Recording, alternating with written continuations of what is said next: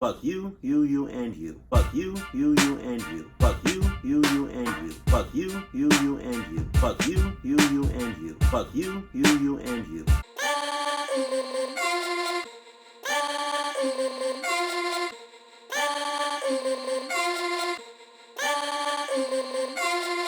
Real quick, comment the best, in your opinion, burger joint ever. I'm saying Five Guys. If you're saying otherwise, then you clucking up. Let's get it. Sup? So, my face may look a little ashy because I just shaved and I put rubbing alcohol on my face. So, yeah. Just saying. I'm not out here just, ashy and whatnot. No. Number 15. 4 disappearances. When 4 teens disappeared in August of 2008 in Melbourne, Australia. 4? A local search party discovered this found footage in November of the same year near an abandoned hospital. Shortly after, it apparently began making rounds on Australian news outlets. At the start of the video, the boys appear to be cruising down a highway, then further down a dirt road. Yeah, and it also seems like they having a hell of a good time. I can obviously, they deserve to get clucked up in every way imaginable because they were lurking around and in an abandoned hospital. See, the thing about that is that people die in hospitals. So I'm pretty sure that their souls linger around the hospital to catch the next person or people who come across the hospital in which they died in. Who the hell says, hey, I'm bored, let's go and hang out at a abandoned hospital? Just saying. You down for it, Adam? Hell yeah, I am. What about you, Alex? Okay, yeah. Bob? What's up? Craig? Hey, I'm down. Gator?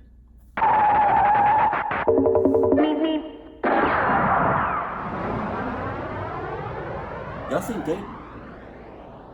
You know what? I think he left literally the second you said good. So I was like, I couldn't even save him. I couldn't even stop him. The second you said good,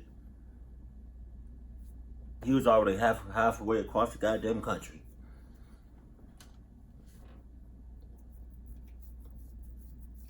Just saying. At one point, they exit the vehicle, and they think they hear a sound coming from the darkness. In that area, there's like sounds coming.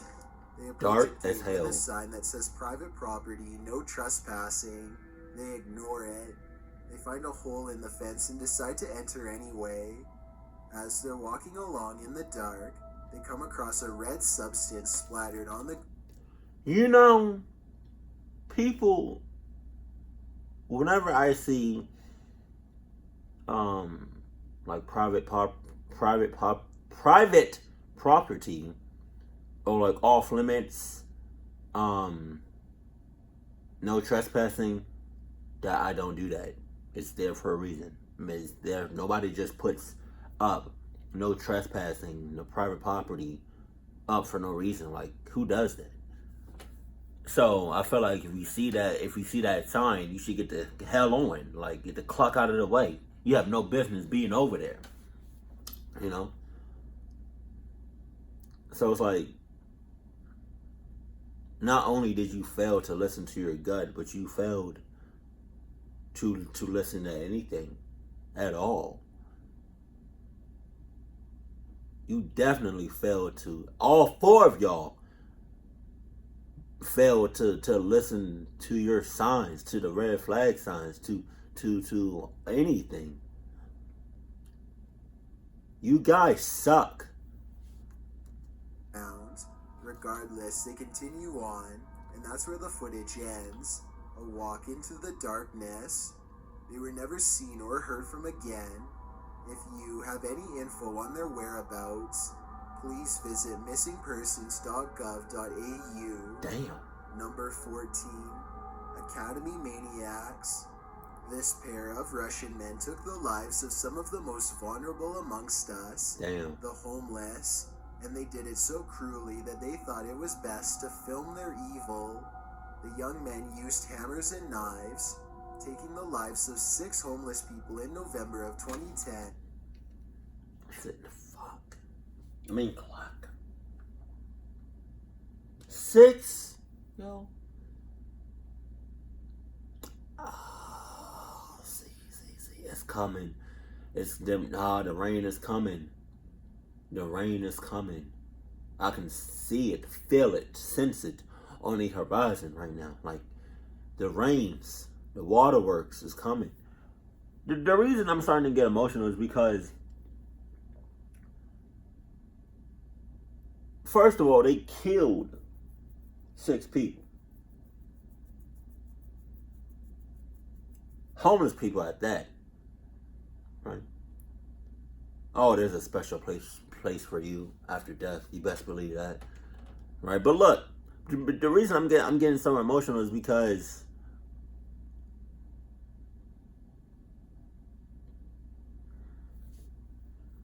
homeless people, rich people, middle class people, foreigners,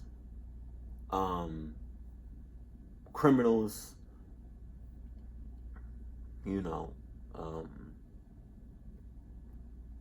like extremely nice, good people, bad people. Doesn't matter the classification of that person. People are people. Humans are humans. So it's like, you just killed somebody, let alone 6.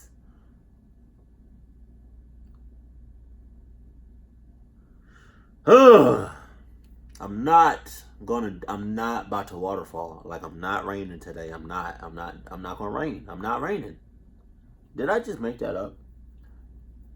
I don't know if I made up that phrase. I feel like I've never heard nobody say, I'm about to rain today, or I feel like raining, or sprinkles, like, or a drizzle coming, like there's a storm coming, like I don't know how.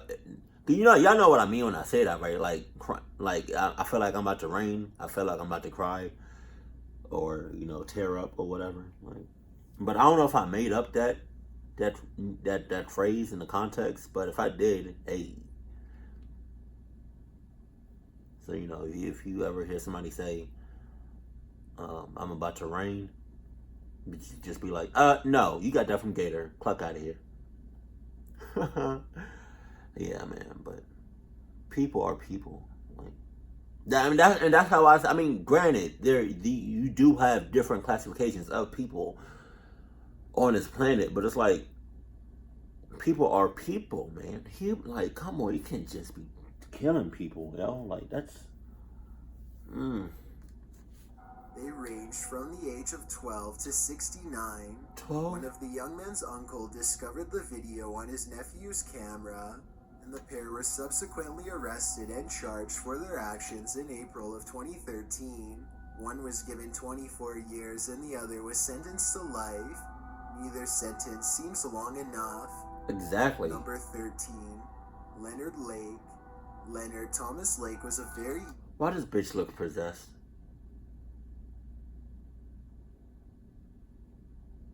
He looked possessed as hell. And the reason I don't know if y'all can tell, but the reason my eyes are red is because I'm tired like a motherfucker. Right? I don't want y'all thinking nothing else, because it's not what you think. But he looked, who sleeps like that? Nobody that I know. And if I do see somebody sleeping like that in person, I'm gonna call you out, be like, "Hey, that's sus, you sus motherfucker." man. It is believed that Leonard and his partner Charles Ng took anywhere from 11 to 25 lives, keeping them in a remote cabin at the foothills of the Sierra Nevada in California. After a medical discharge from Vietnam, he joined a hippie commune near San Francisco where he got married for a short time. But soon Lake found someone who shared the same dark desires as he did. It was only when Lake met Charles Ng in 1981 that the pair started their shared spree. Charles had also served as a Marine but was dishonorably discharged for theft and desertion. The two agreed to share a cabin together. Lake had built a dungeon next to the cabin. Wow. The next year saw the two partners take a number of lives, including neighbors, friends, workmates, and sometimes whole families. God damn. On the cabin property, journals, remains, and these lost tapes were discovered. Some of the tapes revealed the horrible acts committed by these two heinous men. Others showed Lake's philosophy on what he wanted in life. Although Lake didn't see justice, we go along with this, cooperate with this. We'll be as nice as we can to you within the limits of keeping you prisoner. the tapes served as proof that his partner Charles was involved in the actions, for which he was convicted on 11 counts. Damn. Number 12, Brazilian lost recording. 16-year-old Levon Valencia Puga was pulled over for a mere speeding violation by Brazilian police, but he would soon be discovered to hold some scary evidence of something much worse on his phone. Puga, who didn't have a driver's license and was driving someone else's car, was taken into custody and brought in for questioning. This is when police found the video of him taking another teenager's life. This other teenager was seen sitting in the back seat of the vehicle, being accused of snitching to the police. He was told by the other men that he was going to soon not be living. Though he tried to flee the car where he was being kept captive by the three men, he had his life taken at point-blank range. The vehicle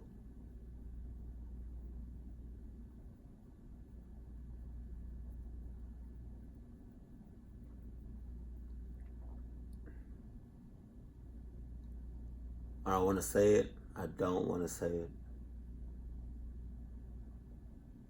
I don't want to say it.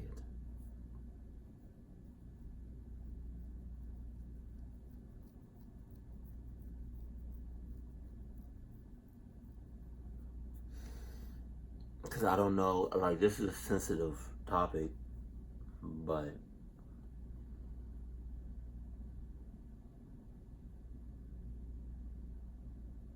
cluck it, I'm gonna say it.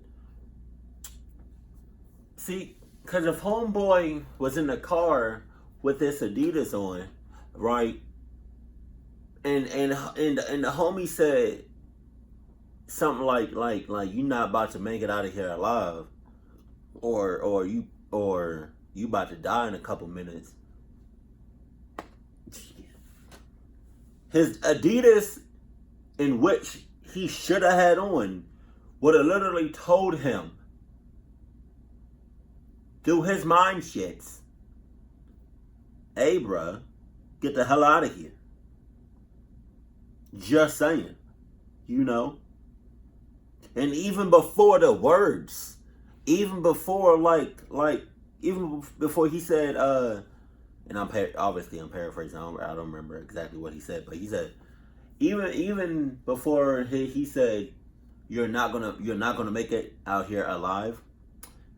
Even before those words, the Adidas would have picked up on the red flags, picked up on the red senses, and would have been like, no, sorry, not today, and then got the hell on. Just saying. So I feel like everything that I just said in this right here, like what I just said, I feel like it was kind of you know, because this is a touchy subject, you know. So it's like I'm kind of awkward in these situations. Like I think I do that because I don't want to feel sad or whatever. So yeah, but I'm sorry if y'all got like offended or whatever. But yeah. This is own. In the footage, the trio returned to their car calmly, with Puga saying, "Go with God." The local police chief said of Puga, "One of the most surprising things about this case is that the arrested driver really didn't seem bothered when the video was discovered. He was completely calm and described what happened, and gave all the detail we wanted without showing any emotion at all. The lack of emotion points to psychosis, certainly disturbing to say the least." Number 11, Paul and Carla. These are the home videos of two of the most evil Canadians ever, Paul Bernardo and Carla Homolka. The pair are a husband and wife team who took at least 3 lives in the early 90s. Although these home videos show the couple's normal everyday life, their wedding day, celebrating holidays, etc., investigators were haunted by the secret home videos of the pair committing horrific acts. After a plea bargain in which Carla claimed to have been an unwilling accomplice, she was sentenced to only 12 years, while Paul received a life sentence. However, the videotapes that came out after the plea agreement showed Whoa. Yeah, okay. Curse me being tired right now because like certain things just go over my head or it takes me a minute to realize what somebody just said or what I just seen. Did homie say homegirl got like 3 years and then old boy got like a life sentence? Hold on, because that doesn't make any fucking sense. I gotta run it back. Home videos show the couple's normal everyday life, their wedding day, celebrating holidays, etc. Investigators were haunted by the secret home videos of the pair committing horrific acts. After a plea bargain in which Carla claimed to have been an unwilling accomplice, she was sentenced to only 12 years, while Paul received a life sentence. Yeah, wow, 12 years.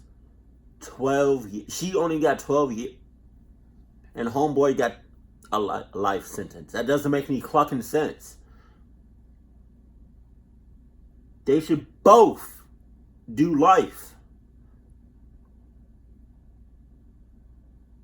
I wonder if that's like sexist. I wonder the reason why she didn't get life is because she's a female. I mean, maybe I'm missing something because I'm extremely tired, but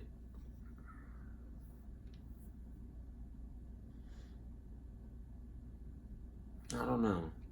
It just doesn't seem off. I mean, it doesn't seem like right. How did homeboy get life, but homegirl got 12 years?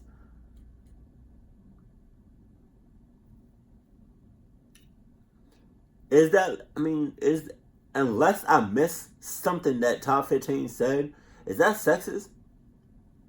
Let me know in the comment section below. Or is that I feel like that's called something. However, the videotapes that came out after the plea agreement showed that Carla had been much more active in the events than she had claimed.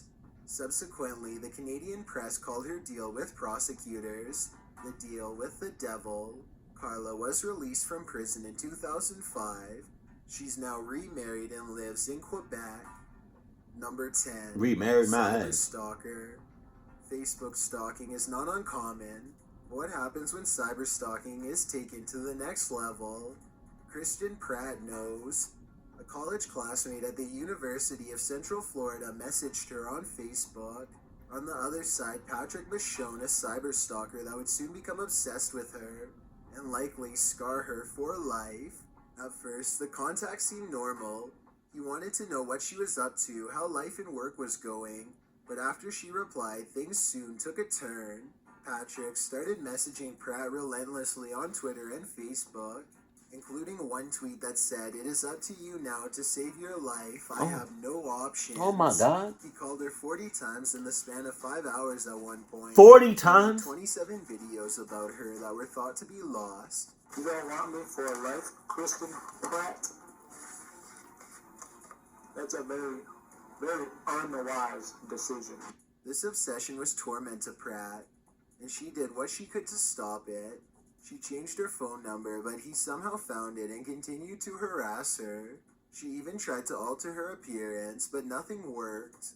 Short of reporting Patrick to the police, which she finally did, he was arrested and sentenced to 4 years behind bars, a much shorter sentence than Pratt received. She's been given a life sentence of fear and paranoia. She says she is constantly looking over her shoulder. Number 9. 4 years? That's it? I felt like this whole jail sentencing thing or whatever, like this whole sentencing, giving people sentences and all that is so rigged and fixed, and I feel like it's just in cahoots. Like, that doesn't, like, I bet you, and I'm not trying to play the race card or whatever, but it's just how it is, you know? I bet you, if I was to do the same thing he did, God forbid, yeah, God forbid, if I was to do the same thing he did, I bet you I would get at way more than 4 years. Like, I'm in the jail cell cooling. Probably more than a decade. But homeboy get 4 years. Wow. That kind of pisses me off.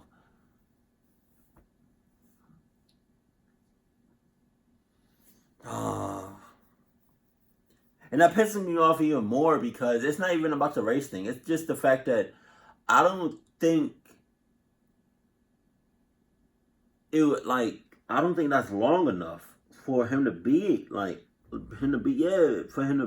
there. Like, 4 years is not nearly long enough in a situation like that. Like, you know, the one dead giveaway that made me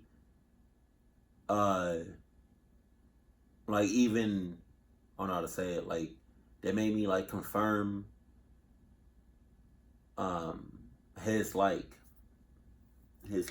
stalkerish type shit personality is the fact that when he was in the mirror, recording himself, he left one button open. If you have a button shirt and you got 3 buttons, you either button all the way up, right, or you leave 2 buttons from the top open.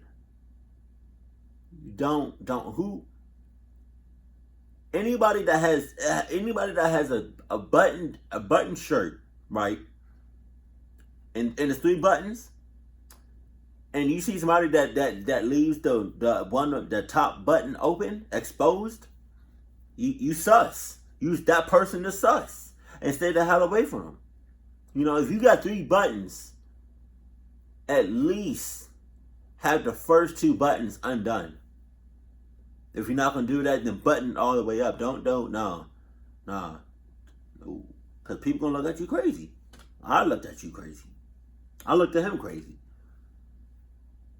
But that's ridiculous. Like, he should have got way more than 4 years. Like, he could have did some serious damage to a girl.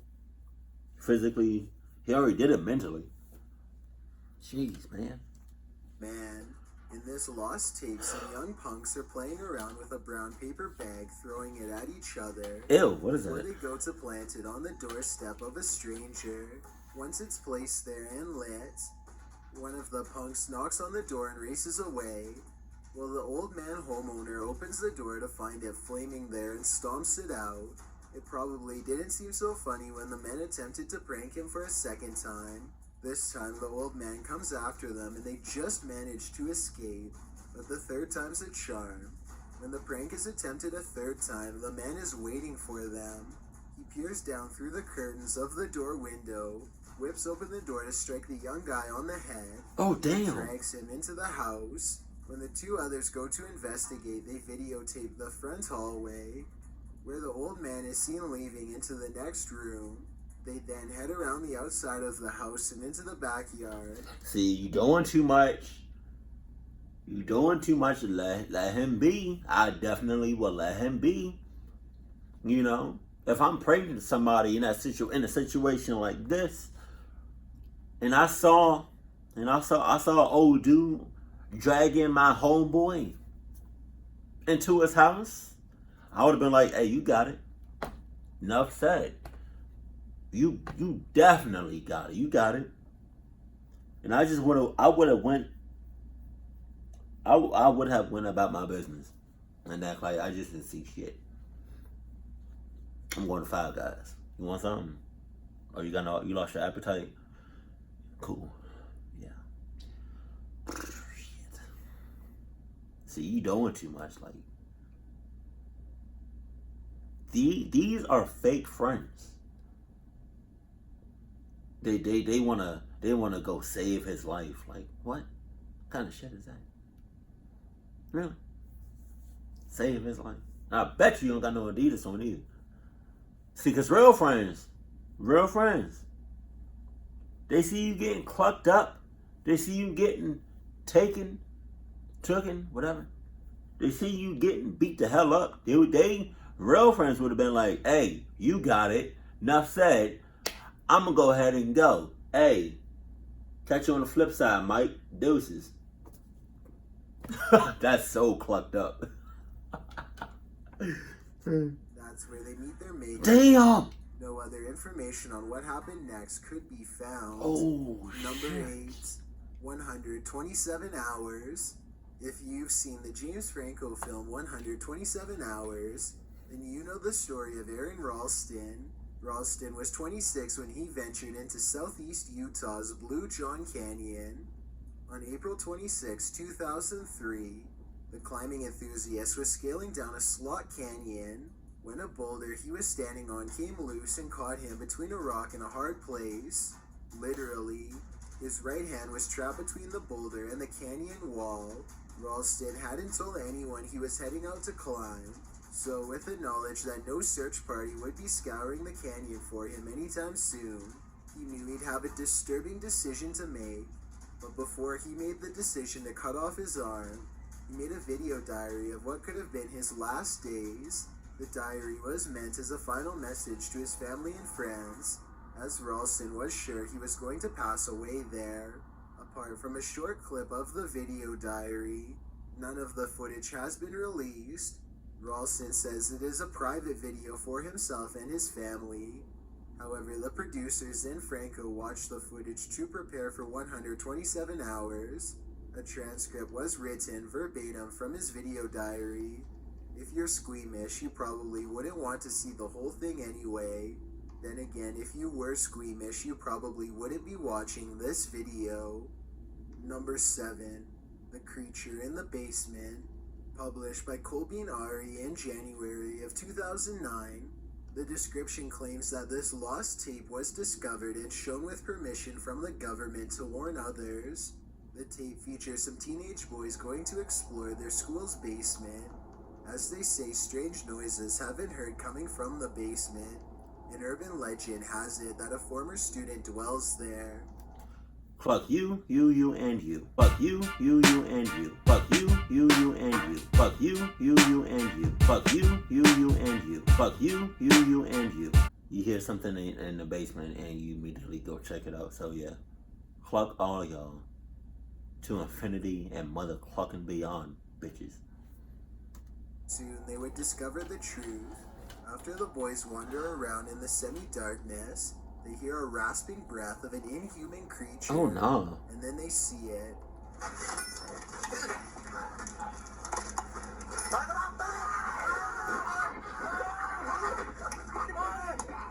The creature on all fours attacks. The boys flee, but the footage rolls on. What could it be? A true beast or a student film gone horribly wrong? Number 6, Vampire. This video appears to show a vampire feasting on someone in the middle of a dirt road in the dark of night. The footage is recorded from the back seat of a vehicle as some men come across a body dressed in white and lying unmoving across the road. One of the men gets up to check on the body and the camera drops to the floor. Exactly what I would do is not that, but this right here. I'm driving, right, and I see a body bag on the floor. on the road, right, ahead of me. And it has like the outline of a human in it. Just on the road. I'm driving. This is exactly what I would do. Oh shit. Damn. That sucks. Exactly. No. No. No. No.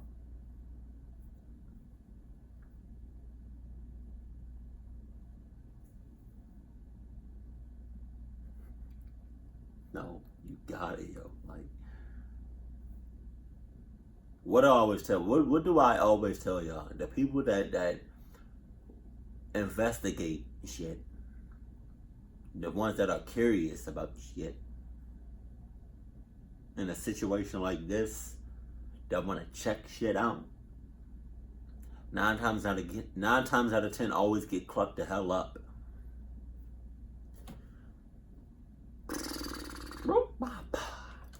When it returns to the road, the man's body is lying there instead. Oh damn! The red-haired creature pulls up from her feast and starts creeping towards the car. You better get. What do you make of this video? Is it real or fake? I'm leaning towards the latter. Number 5. The latter. Surviving What? Sandy. When Hurricane Sandy rolled into town, most fled, but one live streamer did not. Why? Published in November of 2014, he writes, during Hurricane Sandy, someone decided that it was a great idea to film the entire event regardless of the risk. Wow. I recorded the stream on an old laptop and forgot about it. Found the footage today and decided to share it. Hurricane Sandy was dubbed the most destructive hurricane of the 2012 Atlantic hurricane season, having taken the lives of 285 people. It's plain to see why. As this footage shows, this storm slowly got more and more severe. Number 4. Dread. YouTuber Christian Ronansky published this found footage in December of 2015 with the following description. These are movies that we found in 10 rather large boxes at an estate sale for $5 a box, being held in a barn about 15 miles west of Austin, Texas, Christian claims. According to Christian, those running the estate sale were unaware what the videos were, or that they were even there, and priced them then and there, with formats ranging from Betamax to 35mm stock reels. Christian notes that the same people pop up in all the films, many of which are too damaged to clean up. Christian promised to upload more tapes as they were repaired, but wanted to know what the wider YouTube audience thought of this one. The footage is vaguely disturbing. First, the shadowy figure is seen passing in the light with some sort of symbol on the wall behind it, while a powerfully disturbing sound plays. Then another figure is hidden behind curtains while a children's song is heard. An old clawed hand creeps its way around the curtain. A scene later and you're in the woods, while another dark figure dons a mask. And next you're seeing a load of medical contraptions, a sink drain, and the lower half of a face up close, while warp sounds tear your eardrums in half. God damn. Then another figure with a large nose, first standing still then moving slowly across a room, then a young girl spinning and playing in a field, and lastly an eye up close looking all around. What does this lost tape mean? Do you think it was actually discovered in an estate sale? If so, there's certainly more to this story than we know as of now. Number 3. Lake Tape. When a couple ventured into a lake on their 1-year anniversary, they set up their video camera to capture their celebratory swim. Little did they know they'd be capturing their last moments together. Oh shit. The couple was in the scenic region of Yemen. The footage shows the man setting up their video camera and entering into the water to join his wife. It appears, however, that the depth of the lake was not what either had expected. His wife was only waist deep, it appears, as she stands fully up upon greeting her husband. Holding hands, they seem to be playing and splashing each other. Then he takes a step deeper and goes under. He starts splashing around, as does his wife. It's unclear whether he had a hold of her, but both are soon being pulled under. The last thing you see is a hand reach up desperately and then stillness. A few hours after this happened, their camera was discovered near the lake by a passerby. In watching the clip, they witnessed the couple's final moments. The video was uploaded on... And that is exactly why I don't like huge bodies of water in which I can't see the bottom of it. That's why I don't like no oceans. That's why I'm kind of iffy about pools. You know, if I can't see the bottom of the shit, then now you got it. I'm gonna stay right on the outside. I'm gonna stay, you know, I'm gonna stay on the benches, right? I'm gonna stay out of bounds because I'm not going inside. I'm not. Nope. If I can't see the bottom of the shit, what makes you think I'm gonna go in this shit? That just creeps me out, though. Man. And where it went viral. It's a scary thought to have your final moments alive go viral on YouTube. It's incredibly sad that a happy couple passed away in such a disturbing manner. Number 2, Sea Incident. A video that was posted to YouTube was brought to the attention of the Fijian police in 2015. The footage shows 4 men clinging to debris in the water as men on a tuna fishing vessel fire shots towards them. While the YouTube description stated that the men in the water were Fijian, the Fiji Tuna Boat Owners Association president, Graham Southwick, claimed that the footage is from Somali pirates failing to hijack some Taiwanese fishing vessels in 2014. Police, however, continued to investigate the matter and could not uncover any clear identifying evidence of the men or the culprits, apart from the fact that the men on the boat were speaking Mandarin. Pirates or not, this is no way to lose your life. Before we get to number 1, my name is Chills and I hope you're enjoying my narration. If you're curious about what I look like in real life, then go to my Instagram at DylanIsChillinYT and tap that follow button to find out. It's a proven fact that generosity makes you a happier person. So if you're generous enough to hit that subscribe button and the bell beside it, then thank you. This way you'll be notified. Yo, my eyes are about to give out. Like, my eyelids are about to... Boy Scouts. Anatoly Slivka was actively taking lives in the Soviet Union between 64 and 85. During these 2 decades, he fantasized about and recreated an event that he witnessed when he was in his early 20s. He'd seen someone drive into a group of pedestrians and take one of their lives, a teenage boy wearing a Young Pioneers uniform. Thereafter, he sought out boys to recreate the scene. This was easy, being as he ran a children's club. After befriending a boy who was always on the shorter side, he would convince him to wear the Young Pioneers uniform and be part of a controlled hanging experiment that he said would stretch their spines. He claimed he would revive them, but that was not the case. He took 7 lives this way. Jeez. Although he had done this to far more people, 43 in all, Oh, 36 actually were revived. All were filmed and photographed throughout the disturbing so-called experiments, and the footage was developed in Slivka's home laboratory. Slivka was arrested for his actions in 1989, and shortly after had his own life taken as punishment. Good riddance to a horrible person. Thanks for checking out this video. Be sure to subscribe because we upload new countdowns every Tuesday and Saturday. Or if you're still not convinced, here are some of our other videos that I think you'd like. Enjoy. I'm not gonna really say much because I'm tired as hell. Right? But I got a question for y'all though. Right? Y'all that's watching. Comment below if you're the type of person, if you're the type of friend that if your friend gets hurt and you see it and you see him or her get hurt, would you laugh? No. Would you be like, oh my God, are you okay?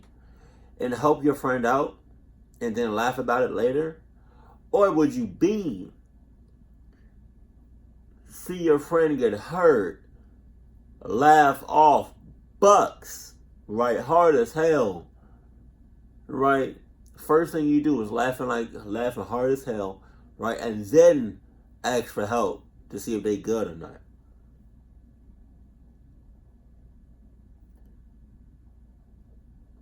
Because, I mean, it's only one answer that proves you're a good friend, you know. And I'm going with B. You know, if I see one of my friends or a coworker or somebody that I know close to me hurt themselves, like I saw it, like from start to finish, I'm laughing my ass off at you, and then I'm gonna help you out. Cause the shit funny. Like, I'm laughing. There's no like, oh my god, oh shit, are you okay? Oh my god. No, it's none of that. It's not. And if it's funny enough, not only am I gonna laugh off bucks, but then I'm gonna help you out by laughing at the same time.